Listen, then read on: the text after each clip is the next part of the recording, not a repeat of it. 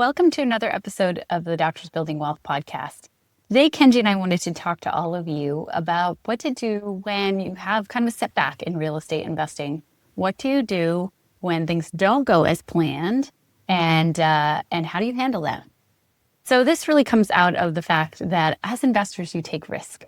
And not every deal is going to be a home run. Not every deal is going to work out exactly how you think it's going to. And Kenji and I, we've been investing together now since 2015, and he's been investing since 2001. So he has a lot to share about this. But we've had a lot of deals that didn't exactly work out how we wanted it to. And so we thought this was an important topic for all of you who maybe are feeling a setback in your portfolio. Maybe there's one property that's not performing like you thought it was in your portfolio, or maybe you're in a situation where you've actually raised money or partnered on a larger deal, and you've been in this situation that you're losing investors' money, or you made an error that's going to affect the whole partnership. Whatever the situation is, this episode really is for you to talk about how do you manage through that? What are some things that can help you, some tools that can help you? And how do you come out of it actually stronger and making good decisions? Because part of this is when you experience that setback is actually making the good decisions that help you move forward and move through it and end up stronger in the end. Yeah, I think as an investor, one of the first things you have to accept is that all investing comes with risk. And if you understand that and you believe that, then you also understand that if every investment has risk, that means that things can go wrong, right? And you could do everything right, and at the end of the day, something that you can't control can happen. And that's happened to me for sure in the 2008 downturn. And some of that was in my control, of course, but some of it was completely outside of my control. And we've seen it even more recently, right? With the doubling of interest rates, we've seen a lot of people get in trouble with their properties. And some can say, well, that was within their control, but I think that there are some elements there where it's outside of your control. And really, we wanted to do this episode because we wanted to really help people who are in this situation, or people who are investing and things are going great. And we want you to kind of know that ahead of you, if you do this long enough, there's probably going to be some sort of a mistake or deal gone wrong ahead of you. And so we really wanted to prepare you as well. And so that's the purpose of this, because one of the easiest things to do in that situation when things go wrong is to blame yourself and say, I made a mistake. And then what we see people do is that I give up, right? And I'm done with real estate. Or they blame others. That's and right. Then they walk around very angry, and they may end up in a situation where they say, oh, I give up too. So that's the other way of handling it, right? And so what we want to do is really help you and support you through whatever it is that you're going through or what you're going through in the future, to be able to walk through it with a little bit less suffering and a little bit more learning and openness to learning from the experience and coming out even a stronger investor. So we just talked about how every investment carries risk, and you will be in the situation that eventually you have a deal that maybe isn't going as ideally as you want it to, and you're facing that kind of challenge. So number one is mindset, right? It's always mindset. So how do you deal with that? And what are some tools to deal with that mindset part? I think the first thing to understand is that just because things went wrong doesn't mean that you're a bad investor, right? Maybe you missed some things, but the key here is that if you keep going, right, as long as you learn from the quote unquote learning opportunity, right? And that's kind of how we like to frame it. As opposed to a mistake, we like to kind of frame it as a learning opportunity, maybe a worthy challenger. And instead of framing it as I'm a bad investor or feeling a lot of shame around it, is to instead go, this is something that I could learn from, and I'll be a better investor next time. And also I think it's helpful to kind of go back and diagnose some of the issues, right? What did you miss? Was it preventable? Was it avoidable? Were these things that were totally out of your control or within your control? And one of the tools that we use when evaluating any type of deal is we use something called the risk mitigation framework. And the purpose of the framework is really just to systematically think through the risk and also think about ways you can mitigate that risk. If you're systematic with thinking through the risks, then you can really lower the likelihood that you miss something. And again, if something then happens, then in a lot of times in those types of situations, when you really assess the deal really well, thought through all the risks, mitigated them, then probably what's happened there is that things were outside of your control. Yeah, or you've prepared for it, right? Or you've known those risks up front and you've set aside a, contingency plan for if this happens. I always think it's really helpful to kind of bring real life experiences into it. So we have a property that there were risks that we could have assessed better, but then there were random things that happened too, like there was a tornado and it ripped a bunch of roofs off, right? So that risk wasn't predictable per se, but other risks were. So I think that it's also important when you're looking at a deal that's not performing exactly how you wanted to, were there risks that you could have prevented? Were there also things that you didn't know that got you that you want to learn from and do better next time? I also think of another investor that we know really well, who's an incredible investor who learned from a lot of issues with electrical work and actually, buying really large multifamilies, and now is doing like ultrasound, of the walls to see the wiring. There's so many things that you just learn as part of the process of going through and buying properties and rehabbing them and making errors and learning from it. But the key here, I think that the message we want you to hear and walk away from this podcast with is, hey, as long as you're getting better through the risk, you will be a better investor. And that's really truly the growth mindset, not the fixed mindset. The fixed mindset, like you were talking about, would be, I'm a bad investor. And that's the end. The growth mindset is, okay, this is making me stronger. This is making me a better investor. Challenges actually help me grow. Let me use this and become better because of it. Yeah, and I wanted to kind of give a little bit more color on that example and also share a personal example as well. But yeah, ultimately, one of the things that, as you were saying, they were buying larger multifamily, there were some hidden risks behind the wall. Mm-hmm. And so one of the things that they did to improve that process was, like you said, kind of having some type of scanning, maybe like an ultrasound type machine to look behind the walls. Now, having talked to them recently, now what they do is they actually just build it into the due diligence that they can actually tear open the wall, right? Mm-hmm. And so that's kind of what they do. So they look behind the wall, and we bought a property a number of years ago where we actually did a full renovation. But then more recently, we discovered there were some moisture issues going on. There may be a little bit of a, kind of a discoloration in the ceiling and the walls. And we were like, what's going on here? So we opened it up. And what we've uncovered was there was a lot of unpermitted structural work that the seller had done that they had not disclosed to us. This is now many, many years later, after having done a full renovation of the property. We found out behind the walls that obviously we're not going to take down the walls when we buy a property when the walls are perfectly fine. But when we took down the wall, we could see that there were some structural issues. And then now we're having to kind of go back. And then what we did was we started investigating more, and we started looking at other ceilings. And we said, okay, let's take a look at this ceiling, see if the same problem exists. Sure enough, we found 12 units that were affected by this. And so now we're having to go back and fix some of these structural issues that were hidden to us. We didn't know about it. And, now at this point, it's probably too late for us to kind of go back and pursue this with the seller. So we're just taking care of it. The real question is that, am I going to sit here and blame myself for not looking behind the walls or having some type of a system for looking behind the walls? Maybe in the future, we would do a better job of figuring out how can we mitigate that risk? How can we figure out situations where there's a high likelihood that the seller might be hiding things and then actually doing some further investigation, or just pull out of the deal altogether? I think the tough thing is that we buy from a lot of mom and pop landlords, and a lot of them haven't been mismanaging their properties for a lot of years and cutting corners, and some do their own maintenance or their own rehabbing, or they hire friends and family to do it or whatever. And they're kind of bad jobs, and they do unpermitted work. And so you could make a blanket statement of like, hey, I'm not going to buy from mom and pop landlords anymore because there's oftentimes something hidden, let's say. But the fact is sometimes you get incredible deals from mom and pop landlords. So this is really you win some and you lose some. Like sometimes it works out really well for you. Sometimes it doesn't.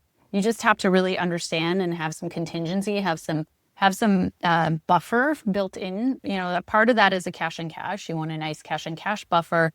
Maybe you hold up a little bit more CapEx if you're buying from a seller who is truly a mom and pop and you're a little bit worried about the quality of work they've done. But we've now run into this multiple times, right? With roofs being poorly done and improperly done, with this kind of stuff, with sagging walls that suddenly you found out it was like issues behind it. So we've run into this a number of times. And then the story is we've also not run into this many times, right? And so it's so easy and to get caught up on one or two instances and generalize. And one of the things that one of our mentors says that's just brilliant, he said, the brain generalizes, distorts, and deletes. And again, this is one of those main points I want you to walk away from here is when you have something go wrong in your portfolio, what your brain is going to want to do is generalize, distort, delete. Generalize. You're just bad at investing. Things always go wrong with rental properties. I'm never going to buy from mom and pop landlords. They're all terrible, right? That's a generalization. Distort, right? Oh, my whole portfolio is going down, but it's one property that has some issues. And we see that happen all the time. We last year had a friend who called us and was like, oh, this portfolio it's so tough. And, enough questions into the conversation. It was like one property giving him problems and all the others were like completely painless, like running well and cash flowing, right? And then delete. Delete means leave out facts, right? Leave out pieces of the story. And our brain naturally wants us to do this. So, hey, this property's been performing really well for the last 5 years. Now I found a problem. Now this isn't a good deal because I have this one problem. Ignoring all the fact that for the last 5 years it's been cash flowing. So your brain is going to generalize, distort, and delete. And it's going to tell you stories that make you feel horrible, make you feel really like you screwed up, that you'll feel a lot of shame, feel like you're a failure. That's what it's going to do. And that's why this mindset work in the very beginning of recognizing it as it is, not worse than it is, and also not being delusional and thinking it's better than it is, but not making it worse than it is, which is going to be the tendency of your brain. Yeah. And I think so we talked about mindset, but I think what you're talking about is really separating that facts from the story. And we just kind of get caught up in these stories. There was another situation. I was talking to another investor and they got caught up in this story of shame. First of all, they were potentially like going to lose investors' money. And actually what was funny was that this is something that wasn't imminent. This was a potential, but there were so many things that they could do to avoid that, right? But they got caught in this story of they're going to lose their investors' money. And there was a lot of shame, a lot of fear. Right. And all of these different stories, but what they weren't doing was really focusing on the facts. There was definitely this tendency of making it much worse than it is. And I'm going to say this to myself, I've been guilty of that as well, right? So, largely our portfolio is doing well. There's a couple properties that are challenging, but for sure, if I were to kind of focus on the facts, I would say, wow, we've made really good decisions on the majority of our properties, and certainly made there were some learning opportunities in our portfolio that we've since learned from. And some random things that have happened. Definitely some random things going on. Right? Yeah. Right. For sure. So one of the things we were just talking about was shame, and shame making it much worse. And I think that's an important point to drive home too, is that when you feel shame, right, you get into a negative spiral and you get really low energy and you can't see a way out and you can't come up with solutions the same way you would be able to if you managed your mind, you kind of recognize, yes, this isn't ideal, but there is going to be a way forward. If you get into that shame and that blame game, either blaming yourself or blaming somebody else, it keeps you stuck. It keeps you kind of in a holding pattern rather than allowing you to move forward and come up with solutions. And so that shame, if you start to see it in yourself, you really got to recognize it and understand that you did the best you can with the information you had, right? Now it's time to move forward. Now it's time to come up with solutions. And like that example you were just talking about, when he's stuck in shame, he can't move forward to see the solutions, to start implementing the solutions, to execute. And then it reinforces what happens, right? Because you stay either not making decisions at all, which is a decision, or you continue to make bad decisions because you're coming from a space of really feeling terrible, right? And not being able to see all the potential possibilities. You're really narrowly focused. And when we feel like that, we don't make great decisions. So Tim is not only don't do it because it makes you feel bad, but also don't do it because it actually affects your outcome. It affects how you act, and it will actually reinforce and make the situation worse, to be honest. Yeah, for sure. I think that when you're in that state of blame and you're feeling fearful and you are, you're just, the problem with that is that you're just not very resourceful. And literally, I just saw this play out recently, and the solution sets that this person came up with to solve the problem were so limited because they were in this state of fear and shame.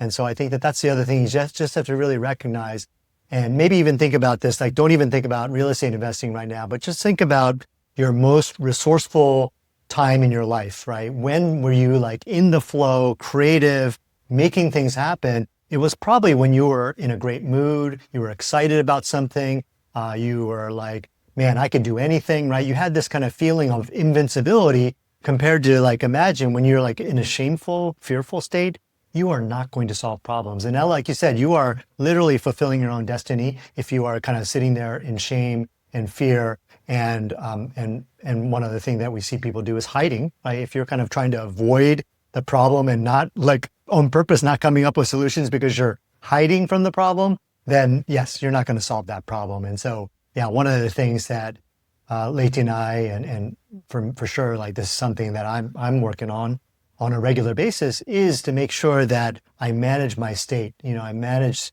my fear. I manage my suffering over a situation, and really kind of shift into what our mentor calls a beautiful state, right? A place of gratitude, a place of faith or hope or excitement, or even in a situation where things are challenging, one thing you can really focus on is like, wow, if I roll up my sleeves and if I take care of this issue, then this can be my greatest victory, right? Yeah, and I think that that's such an empowering thought. Yeah, that's persistence and that's resilience. And those are really beautiful states too, right? And they're states of actions, right? One of my mentors always says tenacity. And that's a really great one. The tenacity is like, I'm going to keep going and I'm going to find a way. And it really is energizing. And so it's not to say that you're not going to feel shame for a little bit. It's not to say you're not going to feel bad, but the key is not to stay there long term. The key is to get there, get out of that fast enough to start to manage your, again, your state and come up with the solutions that move you forward instead of staying in that space and just, relishing in the suffering, I guess, is what it would be. Yeah, I wanted to kind of bring up something else, which I think is really interesting. We have a lot of people in our community that invest together with their spouse, right? And so the question I think I have for you is, what happens if, and what would you advise somebody who is sitting there? Let's say that this person, one spouse was like, okay, they were leading the real estate investing, and then let's say that there was a learning opportunity, right? And then the other spouse is blaming them. Like, how would you handle that? Like, what would you say to that person? Well, we're so lucky, guys, because we're sitting here and we've seen examples of people who have made huge errors in their real estate portfolio, things like wire fraud, and seeing that, the other spouse shows up in a really beautiful way and doesn't move to blame and doesn't move to, villainize the other person and the decisions that they made. And then they're able to move forward together, get actually stronger through the process, right? It's like experiencing a big loss in your life. You can either get stronger or you can let it pull you apart. And so we've had the opportunity of seeing so many people handle things beautifully despite challenges that I think we have the leg up, right? Because we have examples all around us. But, real life is, sometimes things go wrong and you move to blaming, initially maybe blaming yourself or blaming your spouse if you're doing it together and blaming their decision making. And I think the thing is to catch yourself pretty quickly and apologize, because your fight and flight made that response, right? But if you can catch yourself and apologize and realize and look at your own behavior and realize that you're actually making the problem much worse. And again, now you're making them defensive, you're making them feel even more terrible, which is also taking away some of their ability to make good solutions out of this and to move forward. And so again, it's reinforcing the kind of downward spiral in both of you when you go from that space. So you've got to catch yourself. We have a lot of relationship training that we've been through over the years, and there's a trade expectation for appreciation. And in the moment, gosh, it's challenging, right? When somebody makes a mistake, but as soon as you can catch yourself, if you start going down the blame road and just apologize, repair, and then see yourselves as two people moving together against the problem. We describe this as putting the lemon in front of you And what that means is instead of the problem being you versus me, the problem becomes the lemon. And it's us versus the problem. And let's figure out as a team how we're going to move forward against the problem. So it really is, it purely comes down to catching yourself when you start to do it, apologizing, and then rearranging so it's you two against the problem. Make sure you're in a beautiful state when you do that, because now you're in your most resourceful state and you're going to have better ideas. You're going to have better solutions, like we've been saying all along.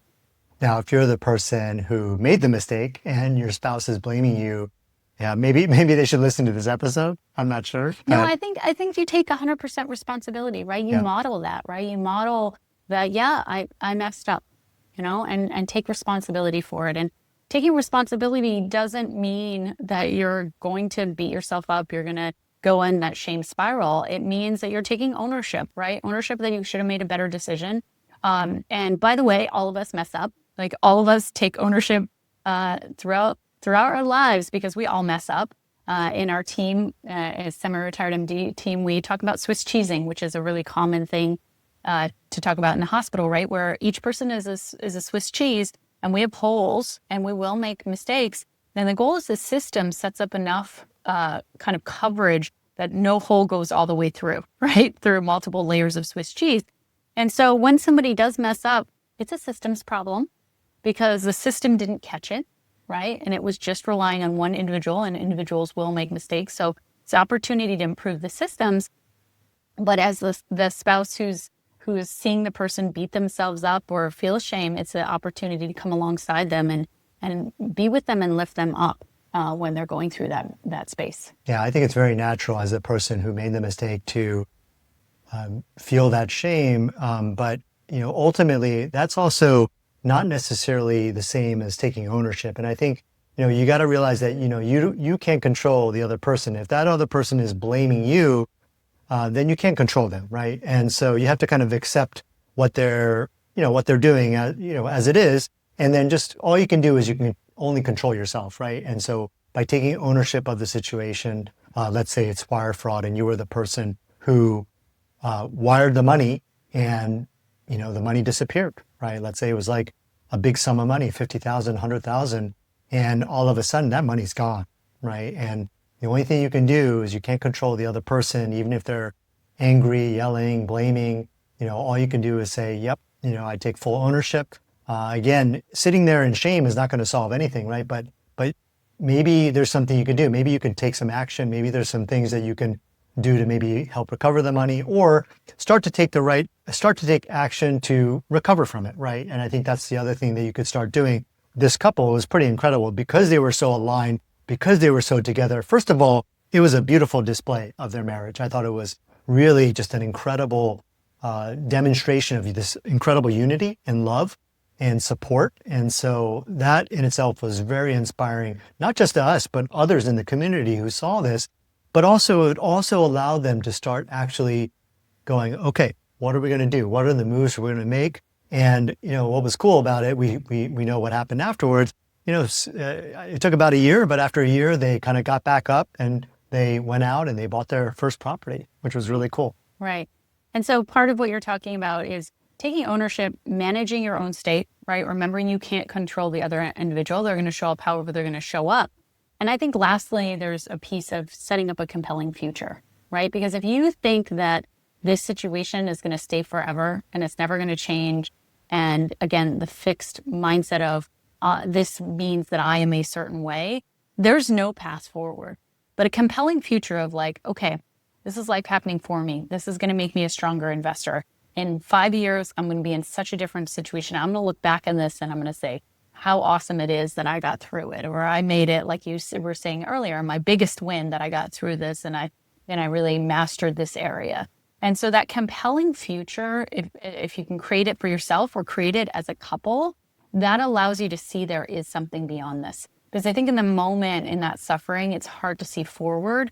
All you can see is what's all around you. And so that compelling future will help you move forward too. I think the other thing I want to mention was that, what if we normalize failure as the key to success, right? And so you fail and you fail and you fail. And ultimately, if you keep going, right, the idea here is that you're going to succeed. And you needed those failures to learn, to how to kind of pivot or change. And the path to success was actually built upon the different decisions you made after each quote unquote failure, right? And so that's why we kind of like to look at failures as learning opportunities, because it's teaching us, okay, that didn't work, so let's try this instead. And we've had this in our personal experience where we've developed programs that were initially a failure. And I think as a result of those initial failures, now we have programs that have been a resounding success because we adapted, we shifted, we changed, and ultimately created something that our audience wanted. Well, and I think your investing journey is an example of That's that right. too, right? You had a big failure in 2008. You learned a lot of really valuable lessons about how necessary cash flow is, and it becomes the backbone of our program, right? So this is a failure that ultimately was an insight that allowed him to build something like Zero to Freedom. And if the failure didn't happen, Zero to Freedom would never be the product that it ended up being, because it wouldn't have the cash flow backbone, which is so important to the program and so important to protecting you from the long-term, downsides. Yeah, and then I will also say that the lessons I learned in 2008, as you said, were in Zero to Freedom. I think the other really big lesson was, and we've talked about this a lot, getting those long-term loans, right? 10-year loans at a minimum for these commercial properties, right? And 30 years for these residential investment properties. And that's something that we have consistently done, not with every property, right? But we've consistently kind of, every time we do a deal, we've thought about it, right? There was actually a situation which was really interesting where the lender, and this was in the middle of COVID, there was a lot of stuff going on, a lot of confusion, and we closed the deal like literally March 20th, and March 11th was COVID, right? So everything shut down March 11th. March 20th, we closed on this property. And what happened was the lender did this bait and switch where they said that these were the terms, and then they changed the terms on us from a fixed rate that we thought was 10 years to a floating rate. So it was only fixed for about 3 years. 3 years in, I'm like, wait a second. I thought I agreed to a 10-year. I even showed the lender the letter of intent that they sent me that said it was a 10-year fixed. And they said, sorry, like you didn't read the LOI is not a binding agreement. That's what they told me. And I was just like, I couldn't believe it. So point is that, in general, we were very careful about interest rates and making sure that we got those longer term loans. And luckily we were able to largely avoid the issues that came up in 2021 and 22 with the low interest rates and the interest rates doubling, where people went out, got floating rates. And again, a lot of that came from the learnings from 2008, where most of my investments back then were short-term adjustable rate mortgages, right?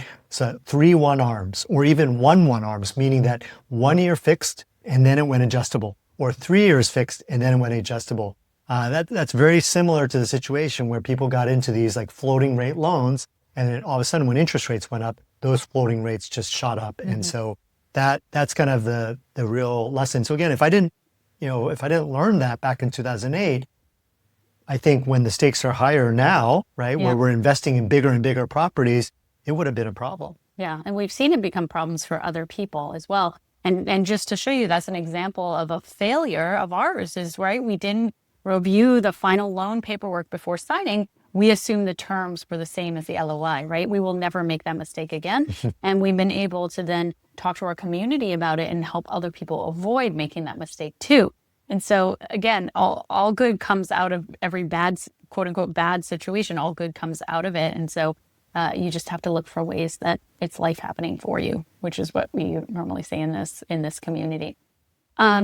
So I wanted to also talk about, because we've spent a lot of time talking about what happens when your own deal goes bad, or what happens when there's a failure in your personal portfolio. We haven't talked about what if you're in a partnership and you mess up, like a big tenants in common or a JV or a syndication, right? Where you've taken investor money and something goes wrong, and how do you deal with communicating to external investors? How do you deal with communicating with people who are your partners? The same terms that we just talked about, I think they're all applicable, right? Taking ownership, right? Looking for the good in what's going on, understanding this is an opportunity for growth, forgiving yourself, not going into the shame spiral, right? Remembering you did the best you could with the information you had, You made the best decision you could. There's, systems that ideally would have been set up to avoid you alone making this mistake, right? That there would have been checks and balances, and learn from that and set those up next time for the situation. If you have investors, right, taking ownership and saying, I'm sorry, it goes really far. And, try to do the best you can to obviously make it up however you can. But ideally, you've communicated to your investors up front that every investment carries risk. And you need to make sure that you're doing that. If you are taking other people's money, you need to make sure that you're really communicating that. So people go in with eyes wide open, because again, not every deal will be a great deal and not every deal will be a home run. If you look and 9 out of 10 times you have great deals, you're going to do really, really well. You have to understand that sometimes things aren't going to go as planned, and that it will be there if you do enough deals, like Kenji said at the very beginning of this podcast. Yeah, I think in terms of losing investors' money, at the end of the day, like you said, if you think about the end and the possibility that you're going to lose investors' money, I think that when people get into trouble, they have this kind of feeling of invincibility, like, oh, I'm never going to lose money and I'm always going to make the right decisions. And ultimately, that's just not how investing works, right? And so if you go in with that thought, then you could get into trouble. But if you have the thought of, right, I'm going to do the best I can to evaluate the risks of this investment, but also understand that something maybe outside of my control, or even a mistake that I might make, right, could derail this project or this investment, and I could lose investors' money. And so I think it's really healthy if you have that thought in mind. It's like beginning with the end in mind, right? That's that idea, is that you kind of say, okay, what happens if? How am I going to handle this situation?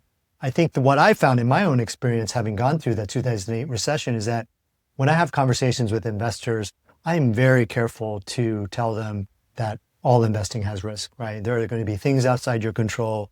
There are going to be, again, mistakes that people might make. And when you have that conversation, I think it makes it a lot, not easier, but it's better, right? In the end, when you go back to them and something happens and say, well, I'm so sorry.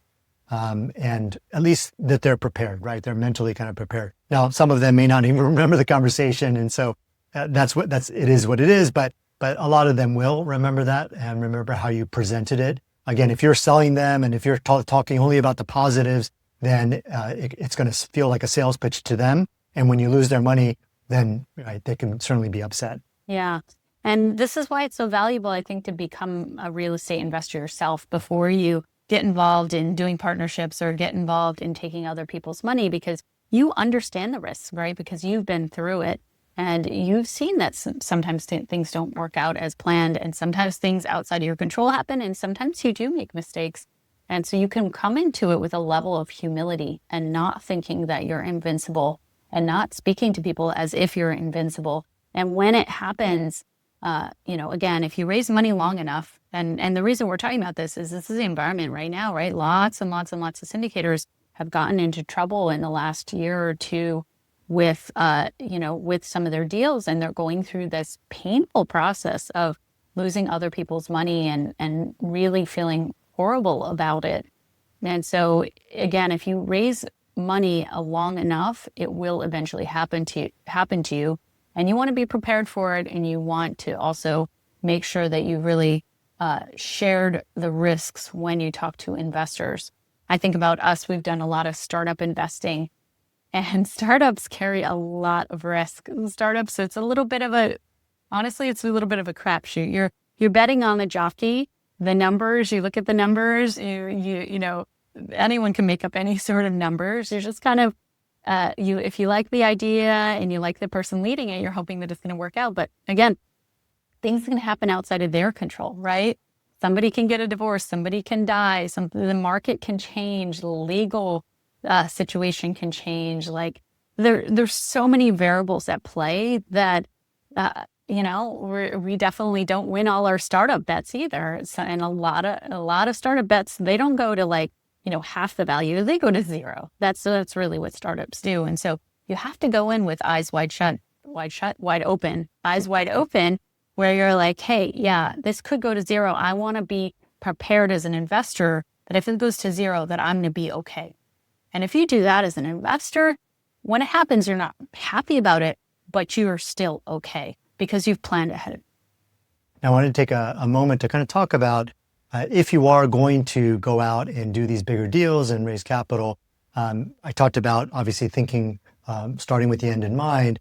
But if you kind of put yourself in this situation ahead of time and just decide right now how you're going to handle that situation when it happens. Don't just sit there and say, okay, it's not going to happen to me, but just say like, okay, let's just say this is going to happen. How are you going to handle it? Because there's a wide spectrum of ways that we see people handling it. Everything from, calling every single investor and apologizing to literally not returning investor calls, right? And so just want to make sure that you really think through that, put yourself in the shoes of that investor.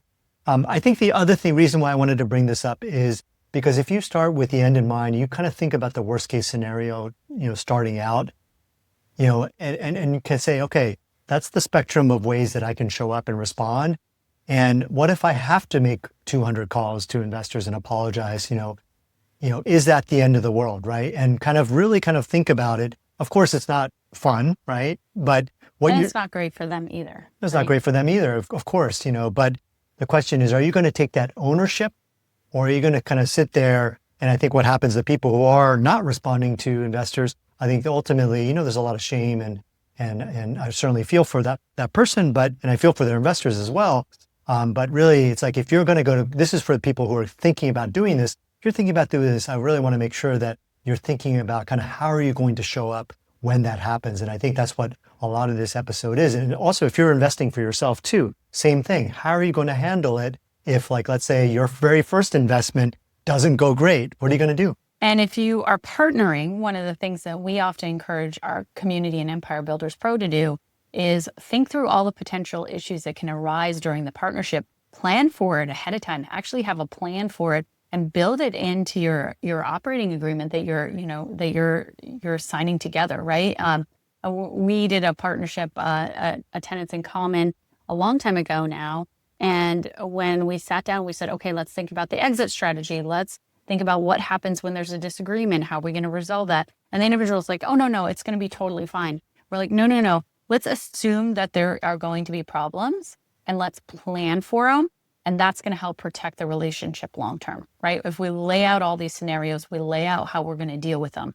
So again, whether you're investing just for yourself, whether you're investing in a partnership, or you're using other people's money and raising money, you really want to think not only about the upsides, because that's easy.